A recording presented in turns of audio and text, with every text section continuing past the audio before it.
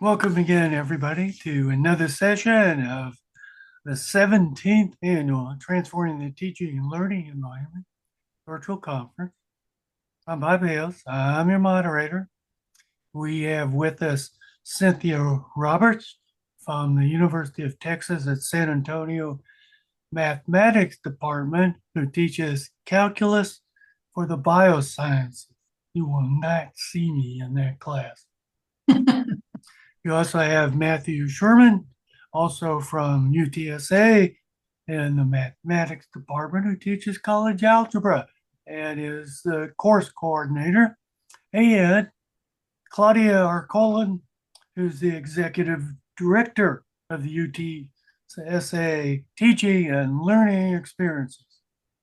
So they're going to talk about swipe left, changing the classroom model using social media tactics.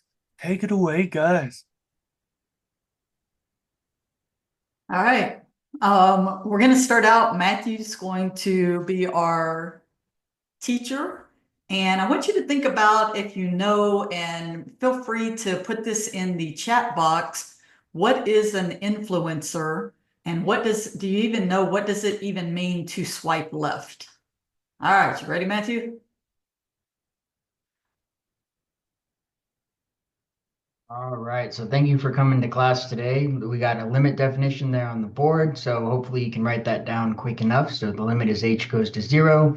Then we find that f of 0.1 plus h minus f of 0.1 over h. That's going to be the limit definition. Then we see that here we can plug in our numbers. So if we plug in all of our numbers, we get that this is going to be simplified. So I'll leave all that steps to you. And maybe you should, excuse me. Can you please not do that during class? Hanging with your friends. Excuse me. All right. So I was saying we need to make sure that we have to take the limit there, and then if we plug in all the values, then we get that limit. Shane Dillon And we also need the product rule, so we need You're to make late. sure that we've got the limit there. Then we just add all these pieces together, and we make sure that we get that to 0. So that makes sense, right? So Nope. we have to make sure that we follow along here. And then here's the examples of when we actually use it. So the calories burned, the number of miles, Celsius burned, and then after we do all of those cancellations, then we see that we just get a final answer there of that 600 there. And you might even figure out chain rule as I did in my lecture notes. No. Has point. Oh my. Yep, I'm done. Good one, Wendy. Yes, this will be on the quiz, and I just remembered. Okay, all right. So we want you to talk about, how did learning in a classroom look and feel when you were in school? So you can use this QR code, or I think I can even put something in the chat. Maybe, I don't know what happened there. I'm trying to see if it'll give me this whole thing. But what is one word, like, how did learning in a classroom, what did it even look and feel like to you? So start to think about that, because, as we say, we're no longer in our grandfather's classroom, and, teachers, you heard the last of Charlie Brown, the wah, wah, wah, wah, wah, wah. And so we'll come back and have a look at this and see what our results are. But to you now, Claudia. Thank you, Cindy, and good afternoon, everyone. Let me change my background. We were just exaggerating with what sometimes we have in the class. I don't know if you are familiar with any of this experience, that you're explaining something and your students are just distracted, are on their phone or chatting with their friends, and it's just impossible to keep them engaged. With academic innovation, one of the things that we do is to do class observation and then work with our faculty member to identify what strategies we can implement to engage our students, especially after the pandemic. And considering that our students now are on social media a lot, and this is the way that they interact with each other. Something that we would like to share with you all this afternoon is a strategy that we started right at the onset of the pandemic to create a better connection with our faculty community and then to be better prepared to respond to the student needs. We started the Faculty Champion Program. We identified a faculty champion from each department and a point of contact from each college and created a bridge between our division in academic innovation, our leadership at UTSA, and the faculty in the different departments. And the reason why we started this is because a way to engage our students is to incorporate different technologies and to embrace emerging trends. I'm thinking about something very popular right now is, for example, artificial intelligence. Sometimes when we work with faculty, they may not be so confident in using technology. They may need a support in piloting something new in their courses. So with the Faculty Champions program, we have created this group of influencers for faculty and faculty who are advocating for a positive change and cultural change in teaching. We will also like to talk a little bit about two initiatives that we have promoted. One is the IADTS Academic Innovation Grant in Strategies for Assessment, Teaching, and Retention Grant. It's a grant that will support faculty in implementing different strategies to innovate their curriculum, their teaching strategies, and engage their students. And the other one is the Student Experience Project, where we're surveying students to understand how they feel they belong to the class, how if they trust their instructors, and different learning conditions that will create a successful learning environment for them. With that, Cindy, we will talk a little bit about your experience and Matthew's experience with the STAR grant and then SEP. Yeah, and so Matthew talked and we were recipients of the STAR grant, and which allowed us to actually present this at a few places. And it's all yours, Matthew. Yeah, so like Cindy mentioned, we were actually awarded our STAR grant. So it's a program that our university offers that allows instructors, Cindy and myself were the ones that were awarded it for this year, or sorry, it was last year when we did this. And kind of the goal there was to give faculty the opportunity to implement more kind of strategic teaching techniques within the classroom. So one thing that we did is we started to think about more, how do we get students involved in the classes? And Cindy's going to mention her one of the projects that actually came out of doing this.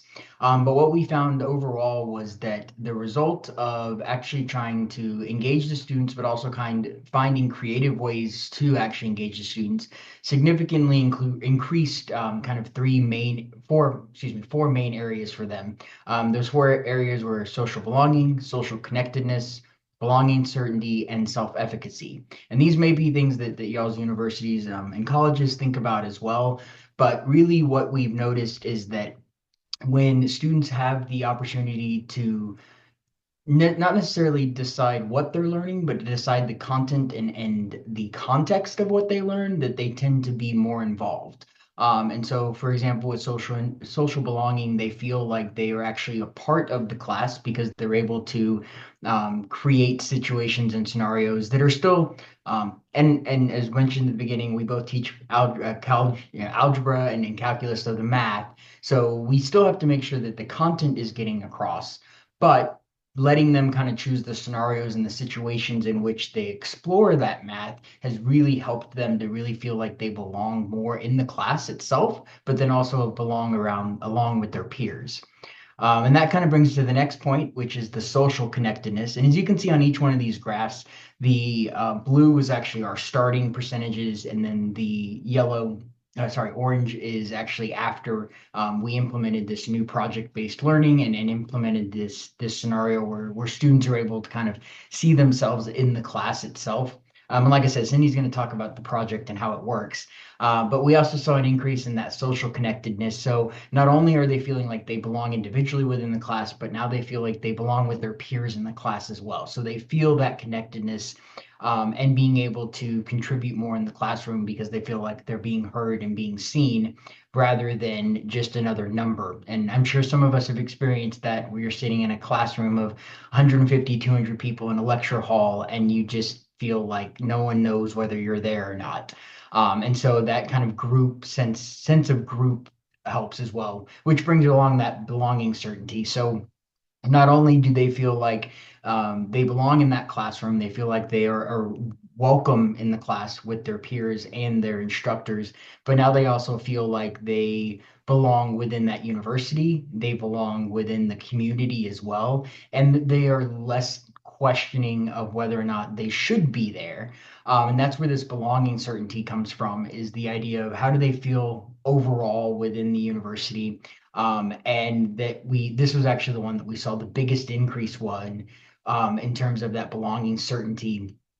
So not only have they been told you should be here, but now they feel and believe that they actually should be there. And they're being able to make those connections with their classmates and with their instructors. And then the last one was that self-efficacy. And this is less about kind of their skill set. Are they prepared, education wise to be in that class, and more of their own personal feelings of whether or not they are should be in a college classroom and should be in this classroom. And this is really probably one of the ones that we want to focus on the most because we, especially being an HSI, so a Hispanic serving institution, we have a lot of students that come in that are first generation that don't have that family support to kind of lean on and say, oh, I've been there. I know what it is to pick a class, and I know how to create a schedule, and I know how to do these things because they come from a household where they may not actually have those resources. So kind of one of the goals here in working with academic innovation as well, Cindy and I have significantly revamped and created courses that are student-centered, that are giving them the opportunity to see themselves in their project, in their class, and being able to actually be a part of it rather than just being lectured at. And I feel like today's a bad example because we're just lecturing at you, but students really do feel more engaged in the classroom when we give them these opportunities to do that.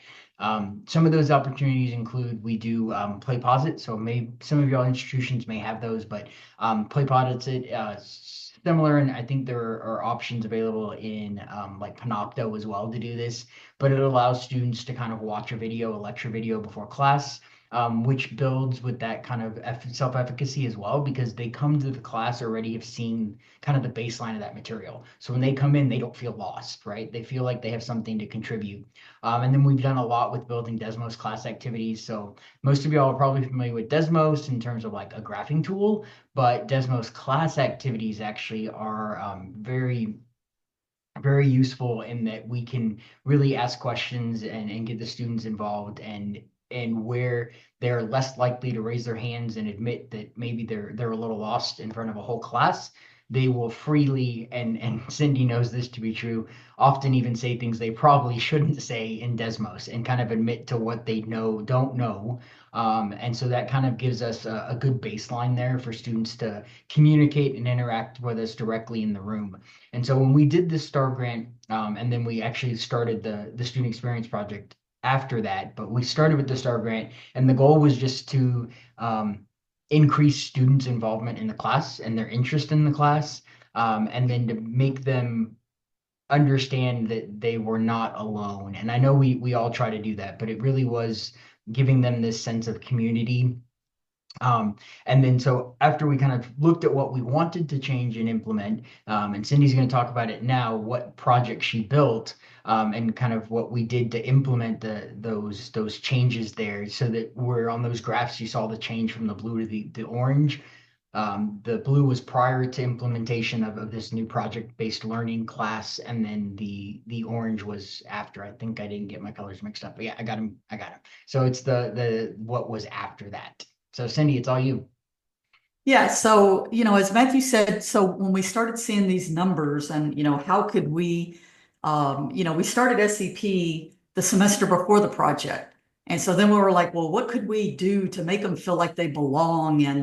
And so, I'm that wacky teacher that, I write all these weird projects and we do Squid Game, Stranger Things, Finding Nemo, Walking Dead. And, and I had a student once say, I don't watch any of those shows. And my first thought was lame. No. and I was like, am I writing these projects for me? Because I like Stranger Things. I like these shows. And so it got me thinking, why am I writing material for them to do that just makes me happy? Why not give them something to make them happy?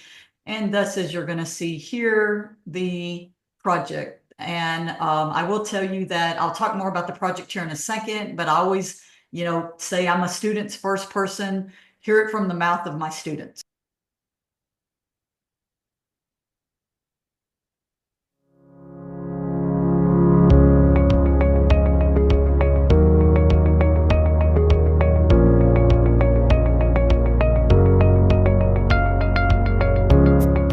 My primary objective this semester was to produce a project-based course that allowed students to be in the course and truly immersed in the learning experience. In the past, I've listened to students discuss the ups and downs and how they get discouraged by not only my class, but others, and I would always tell them, keep their eye on the prize. Don't let one assignment class dictate your future, and most of all, remember why you're here. This project was created to achieve these goals, enabling students to envision their future self as they go on their journey through college to later become professionals in their field of study. The project was simple and to the point, but the most important part was that I could understand all of the meaning behind the math when I'm actually trying to figure out how to come up with a scenario myself. It impacted me in the way of being able to show this little website to others and almost mimic a real-life scenario. I like this project because it really let me do research on what I hope to become one day, and it also made me feel more confident in my math skills, which in and of itself makes me happier that I'm doing well in the course. The Milestone project was such a game changer for me in the course. It began to tie calculus with my career goals and make this project so involved. It was truly what you made of it, and I loved working on the project, showing off newfound skills while still showcasing creative freedom. The project was such a great way for us as students to apply what we were learning throughout the past lessons, quizzes, and homework assignments.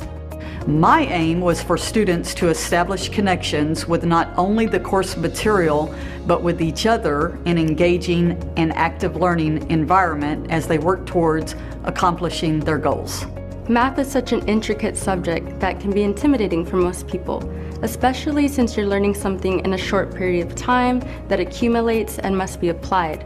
But it's essential, and therefore, the professor's ability to help students not feel left behind is a testament to their passion and organizational skills. Intonation, I feel, is also a big part of learning and keeping a student's attention.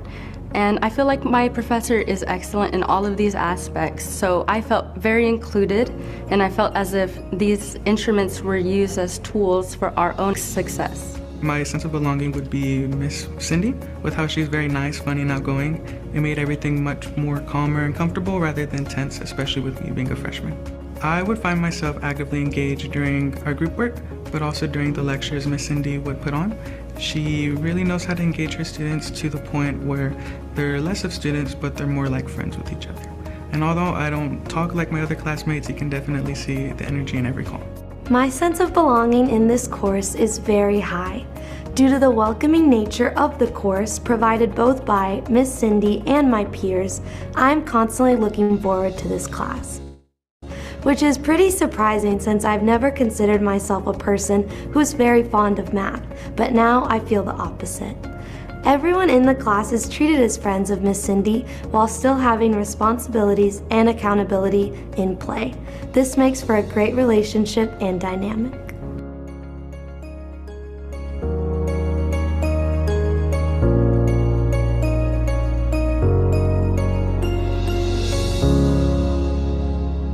See there, Bob, I can even get you interested in it. So how I really came up with this is our library had where they held a sign and it says, "This is what a scientist looks like." And I thought this was so cool because I'd have my students, this is like 10 years ago. I would have them, go take a picture, and they loved it. And they could talk about, they got to write a little note of, why are you even doing this? And what is really cool about this is, so the project starts, the first milestone, they find somebody that's doing what they want to do. And I would have never imagined a TikTok doctor. And I'm like, wait, what? And so they found a lot of people off of TikTok and YouTube, and and I never even thought that they built this more into social media based off of this. And so it was kind of cool to see who they look up to. And this is the person that I want to be. They have to research them. How many years in school did they, have their education? And so that part was kind of cool. And so they researched these individuals. And then what's really kind of neat for me is they tell me where they want to work. And why I say this is kind of neat, because you get in fact, I just talked to my students this last week about this. And I said, at the beginning of the semester, y'all want to go to California. And then you start to learn about cost of living, right? And San Antonio, Texas isn't too bad. And so it's kind of interesting to see how they grow. But what's really cool about this is I had a student that said, on his, I want to go back to Africa to give back to my community, had an Egypt. And then I had a Laredo, Texas. I want to give back to, where I grew up. So this is a part that they really become the project. And they even have to think about things like, well, if you want to go study polar bears, you're probably not going to do it in San Antonio, right? So they have to think about the climate and, that sort of thing as well. The other part of this with the social media is, students are so, held, behind cameras now. And, they take a picture and you're even like, is that really even you? They have all these filters and everything is Bitmojis. And so they create a Bitmoji. They create a Bitmoji that is doing what they want to do. They put scrubs on them. They put them in a lab, whatever job they plan on doing. And then they give me their personal statement, which this part is, I will say, I typically have 200 students a semester, and there's 5 milestones. Do the math. And you're going, who has time to grade these? You love them. You love reading these. You love to see their little cutesy things, because give it a shout out to our Adobe team that we use, Adobe Express. They make a web page, and this web page stays with them so they can show it. I had one that said they showed it in a job interview. So they kind of go through and they give their personal statement. The second milestone, they do a job interview. They're in groups in class, and it's kind of cute because they do this in about week 6. And you would think 6 weeks with the same group, they'd be more relaxed. Oh no, they're still nervous. They're sitting there in their and, trying to figure out how to actually answer questions for this job that they're going for. And then I tell them the bad news. Come milestone 3, we throw in the math. And the cool part about the math is I just give them the math and then I let them run with it. And they build a scenario based off of, okay, you see this function that's going, going straight up. Maybe this is a population of turtles, or maybe it's a disease, that's spreading. They're beautiful when they write these scenarios, because they have to think about where would they actually use this, in their futures. And I will tell you that takes them a little bit, a little time to come up with these scenarios.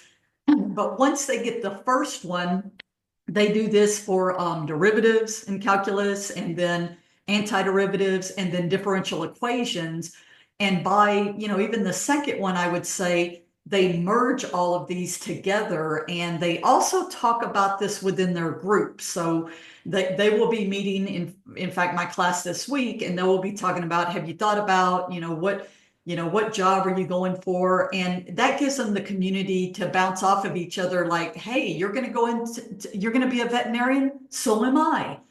And, that is one thing, is I kind of group them together with those commonalities. So they get to talk about this as they're building this project through the entire semester, walk away with a URL, a web link that they can give to anybody, and say, look, this is what I produced in this class, and shows that not only can they use technology, which we know everybody wants you to be able to use technology, but can even, get into, as the one student said, the intricate details of the actual math in here, where they are working math problems and saying how this actually fits. And then probably the best part is at the very end, we do a graduation and they do a walkthrough video where they walk me through the entire process. How did it feel, that you were in this project? How did it feel going out and researching an individual, researching a place? You get to express yourself why you are here. And it made them, I mean, you talk about really making them really belong. They felt like, this is my project. This is, and I tell them, every day, this is your class. It's not my class. I'm just here to cheer you on and help you with this. And then, I've given this talk to other groups and they're like, this is a pretty cool idea, but how would I do it? Okay, come on. If I can do it in a calculus class, couldn't you do this? How to be a writer, right? In an English class. Couldn't you do this in politics? How to be a lawyer? It doesn't have to be, this is what a scientist looks like. And so I can guarantee you something like this, the first and second milestones already written for you. Have them go through, why are you here? Where do you want to do this? And who do you look up to that is doing it? And then have them go through a job interview. I think that's great practice for every single class, and especially if you have freshmen. And a lot of my students are freshmen, so they enjoy that they get that experience to actually go through. All right, Matthew. Got it. I was trying to unmute button. Yeah, and so I think the other thing to kind of bring back together now and why we've titled this Swipe Left is that students are nowadays so indoctrinated by the kind of norms of social media that we lose them quickly, right? And so I love this quote here. Possibly the most insidious thing about screen time for kids is that their brains are being rewired to receive information in highly entertaining 30-second segments. And so one thing that we talked about that we've implemented those play pause it videos, and we try to be very kind of active, animated in those as well. But we've also learned, and I give a lot of credit to Cindy as well. I first started teaching online and I was like, oh yeah, 10-minute video. Well, lectures are normally 50 minutes. So why not? Like, let's just do a full lecture video. And students weren't watching them, right? And so one thing that we've done, and the suggestion there is that we've redone it to where the videos are 2 to 3 minutes long. And that, we do multiple examples, but we do them in separate videos so they can go back and look at them again. And then the other thing kind of idea here with the swipe left too is that we know when students get bored, they just start to ignore you, right? And so like even what we saw kind of at the beginning of Zoom, our goal there with that is the old school, and we've all been through it, right? The old school professor that just stands at the front of the board and just lectures at you, and hopefully you caught what they said and you wrote it down quick enough and you interpreted it and you understood it. And that's just not the case. That's not how students think, how students are wired now. And so the one thing that we really kind of learned from that STAR project, the SCP, and then working a lot with academic innovation is that we either can say too bad to students and then just hope that they get the content and get through it, or we can kind of take a step back and just say, okay, what can we do to re-innovate our courses so that students are engaged and we are getting them the content? And hopefully, and this is kind of the idea behind that project that Cindy was just explaining, how do we get them to learn the math without them realizing they've learned the math? And that's where we kind of tried to make things more interesting. And then I agree with Cindy that this is something that we can do regardless of the discipline, right? It doesn't just have to be math. It can be really any course that you are teaching in a way to just kind of make things more bite-sized, make it more digestible for them. And I will wholeheartedly agree that is much more work on the instructor side, because you probably already have things already designed, right? And you've got it already kind of set up. But It's small things that you can implement one at a time. I would say not trying to go out and redesign the entire course, but that brings me to kind of the questions on the screen here, and I'd love for y'all to put in the chat there any sort of behavioral or cognitive changes that you've noticed in your classroom. And probably a lot of these have come from COVID, right? I think that's where we saw a big chunk of them. But even before that, what are some changes you've noticed with students in your classroom? I'll give you guys a minute or so there if you want to put something in the chat, something you've noticed. Yeah, and as you guys are typing that, as Matthew said, it's more of letting them see math. I think, and I said I can sit here all day and write formulas on a board. Woohoo! Great job, Cindy. But actually letting them do hands-on math, and that's one of the things we do with the Desmos classroom activity. And like Matthew mentioned, little things like, and I think this kind of came out because of COVID, but now it's a bigger deal. How are you doing today?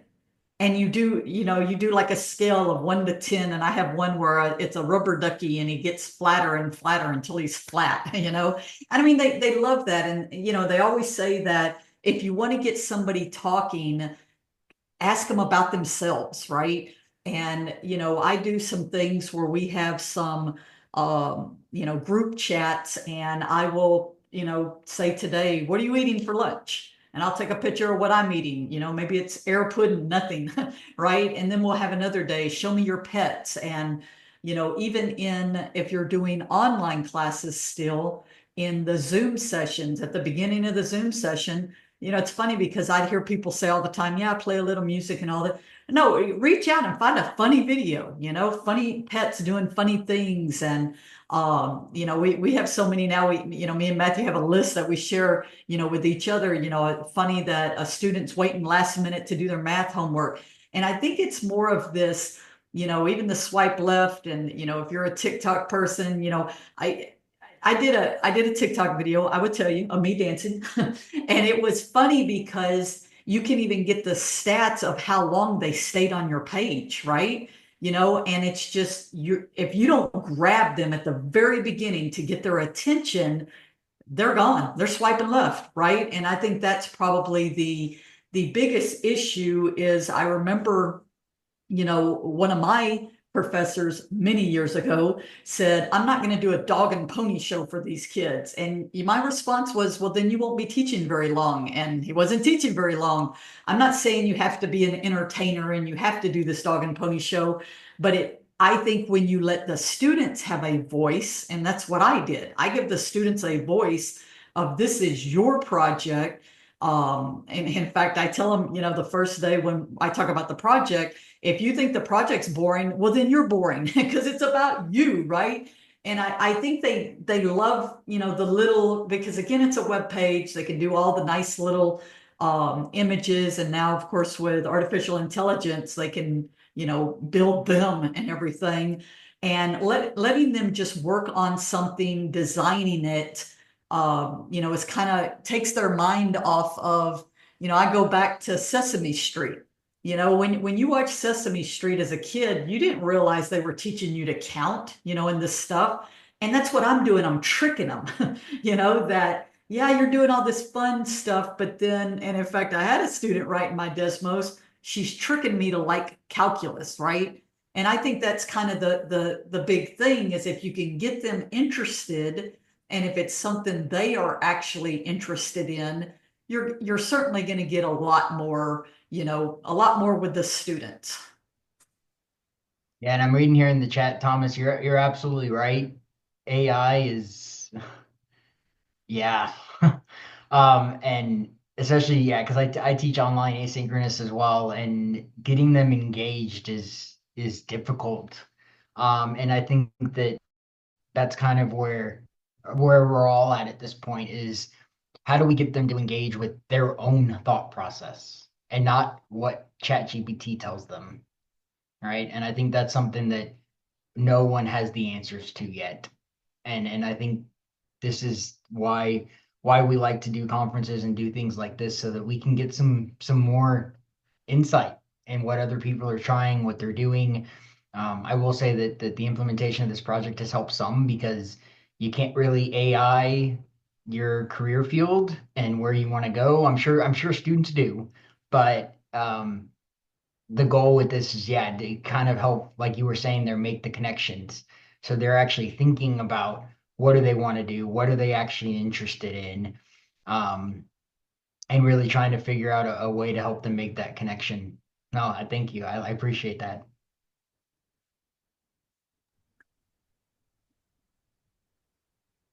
I have seen, yeah, I've seen that as well, Claudia, where they, will post a video. And in fact, it's funny you mentioned the podcast. So I told you that at the end of the project, they actually do a voiceover.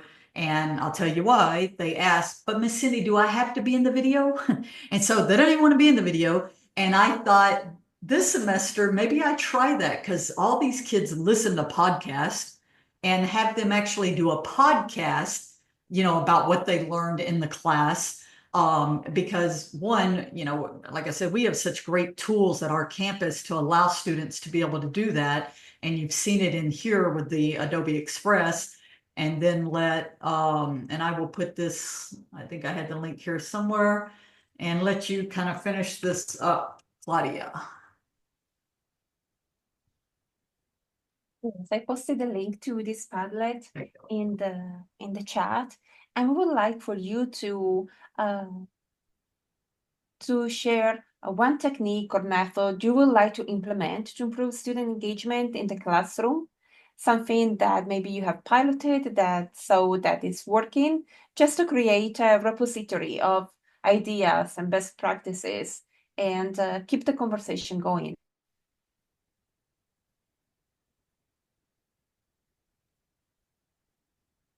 Yeah, any more thoughts? That I will say that is our presentation.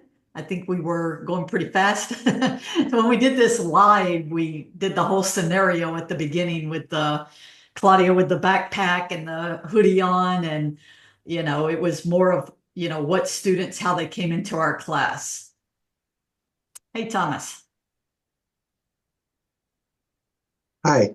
So I assume most of the project, or maybe all of the project, is working with traditional students, so in person, not online students. Actually, when I started, it's online, fully online, And even now, still the classes are hybrid. hybrid. Yeah. So they're doing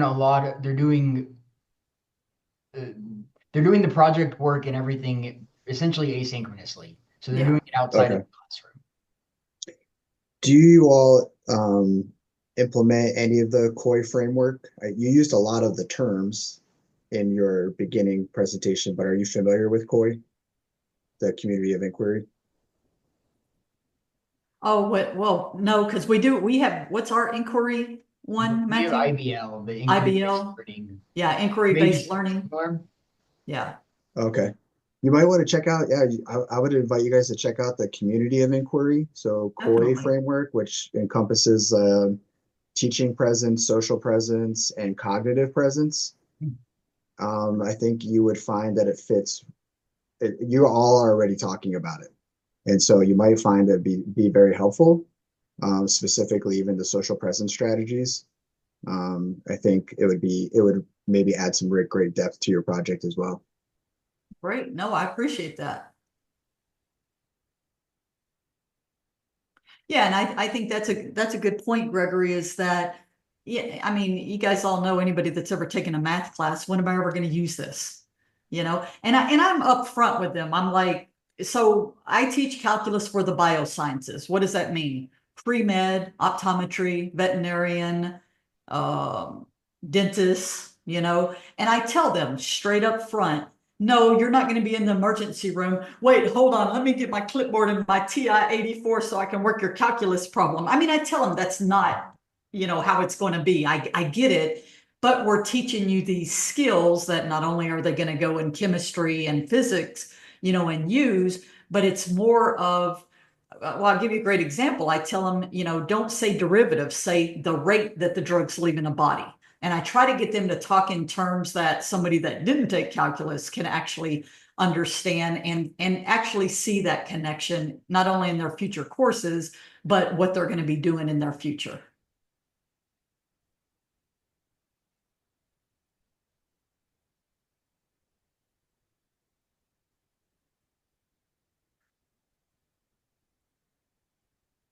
Have anything else?